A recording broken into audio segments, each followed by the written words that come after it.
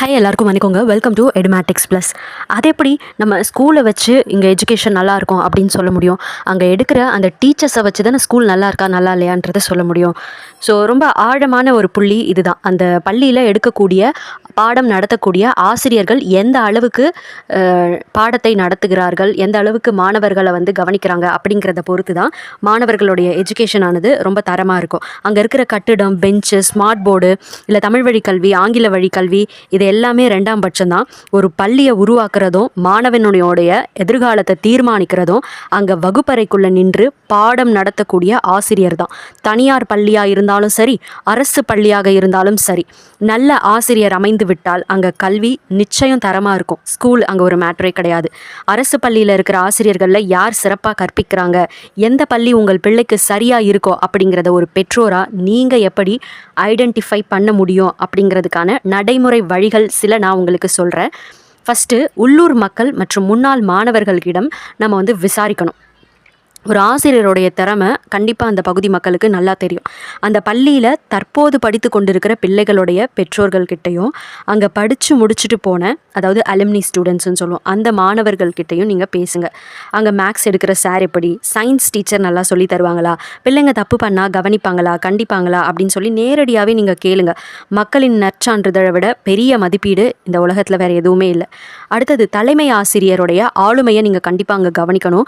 ஒரு கப்பலுடைய திசை அதோடைய மாலுமியை பொறுத்தது தான். அதே போல தான் பள்ளியும். நீங்கள் சேர்க்க நினைக்கிற பள்ளியினுடைய தலைமை ஆசிரியரை நேரடியாக போய் சந்தித்து பேசுங்க. அவர் பள்ளியை பற்றி பேசுகிற விதம், மாணவர்களுடைய ஒழுக்கம், அந்த பள்ளியினுடைய தேர்ச்சி விகிதம் குறித்து வச்சிருக்கிற அக்கறை, ஆசிரியர்களை அவர் வழிநடத்துகிற முறை, இதை எல்லாத்தையும் வச்சு அந்த பள்ளியினுடைய ஒட்டுமொத்த தரத்தையும், அங்கே இருக்கிற ஆசிரியர்களுடைய அர்ப்பணிப்பையும் நீங்கள் கணித்திடலாம். சுறுசுறுப்பான தலைமை ஆசிரியர் இருக்கிற பள்ளியில் கண்டிப்பாக ஆசிரியர்களும் சுறுசுறுப்பாக தான் இருப்பாங்க. பள்ளியினுடைய செயல்பாடுகள், சாதனைகள், அந்த ட்ராக் ரெக்கார்டு பார்த்திங்கன்னா, அந்த பள்ளி மாணவர்கள் பொதுத் தேர்வுகளில், அதாவது 10th +2 எடுக்கிற மதிப்பெண்கள் மட்டும் இல்லாமல் கவர்மெண்ட் நிறைய ஸ்காலர்ஷிப் எக்ஸாம்ஸ் எல்லாம் வைக்கிறாங்க. NMMS, NTSC, ட்ரஸ்ட்டு, இந்த மாதிரியான திறனாய்வு தேர்வுகளில் தேர்ச்சி பெறுகிறார்களா அப்படின்னு சொல்லி பாருங்கள். இந்த தேர்வுகளுக்கு ஆசிரியர்கள் தனியாக கவனம் செலுத்தி பயிற்றுவித்தால் மட்டும்தான் மாணவர்களால் ஜெயிக்க முடியும். ஸோ விளையாட்டு போட்டிகள், கட்டுரை போட்டிகள், அறிவியல் கண்காட்சிகள், இது எல்லாத்துலேயும் அந்த பள்ளி மாணவர்கள் மாவட்ட அளவில் பரிசு வாங்குறாங்களா அப்படின்னு சொல்லி விசாரித்து பாருங்கள். இதுக்கு பின்னாடி ஒரு ஆசிரியருடைய உழைப்பு நிச்சயமாக இருக்கும். அதே போல் இல்லம் தேடி கல்வி, பள்ளி மேலாண்மை குழுக்கள், உங்கள் பகுதியில் இருக்கிற பள்ளி மேலாண்மை குழு, இல்லம் தேடி கல்வி உறுப்பினர்கள், இவங்ககிட்டலாம் பேசுங்க. அவங்க அந்த தன்னார்வலர்கள், உறுப்பினர்கள் எல்லாருமே அந்த பள்ளியினுடைய அன்றாட செயல்பாடுகளை நேரடியாக அவங்களாம் கவனிப்பாங்க. ஸோ எந்த ஆசிரியர் நல்லா எடுக்கிறாங்க, யாருடைய வகுப்பில் பிள்ளைங்க ஆர்வமாக படிக்கிறாங்க அப்படிங்கிற விவரம் எல்லாமே கண்டிப்பாக அவங்களுக்கு அக்கு வேறு ஆணி வேறு தெரிஞ்சிருக்கும். நெக்ஸ்ட்டு இது எல்லாத்தையும் விட முக்கியமானது, நேரடியாக நீங்கள் போய் அந்த வகுப்பறையை, அந்த பள்ளியை போய் பார்வையிடுங்க. உங்கள் பிள்ளையை சேர்க்கிறதுக்கு முன்னாடி ஒரு முறை பள்ளி வேலை நாளில் அங்கே போயிட்டு பாருங்கள். வகுப்பறைகள்லாம் எப்படி இருக்குது, ஆசிரியர்கள் கரும்பலகையில் மட்டும் நடத்துகிறாங்களா, இல்லை பிள்ளைங்களோடு கலந்துரையாடி இன்டராக்டிவாக நடத்துகிறாங்களா, பிள்ளைங்க பயம் இல்லாமல் ஆசிரியர்கிட்ட கேள்வி கேட்குறாங்களா, ஆசிரியர்களுடைய உடல் மொழி, அவங்களுடைய பாடி லாங்குவேஜ் அன்பாக இருக்கிறதா அப்படிங்கிறத எல்லாத்தையும் நீங்கள் தூரத்துலேருந்து கவனித்தாலே உங்களுக்கு தெளிவாக புரிஞ்சிடும்.